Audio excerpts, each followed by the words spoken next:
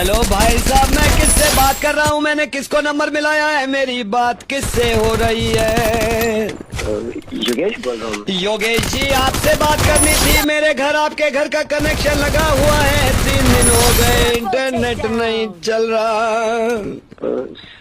Sir क्या मैं उसी नंबर पे बात करूँ? उसी नंबर पे इंटरनेट दिए? सर मैंने उसी नंबर पे कॉल मिलाया है। असल में घर पे इंटरनेट बंद है तो बच्चे बड़े परेशान है, क्योंकि उनकी क्लास भी कंप्यूटर पे होती है। ठीक है सर, मैं आपकी कंप्लेंट नोट कर लेता हूँ। प्लीज जल्दी कंप्लेंट नोट कर लीजिए। मैं सारा एड्रेस आपको नाम बता देता हूँ। हो सके तो आज शाम भेज दीजिए, वरना बड़ी परेशानी है।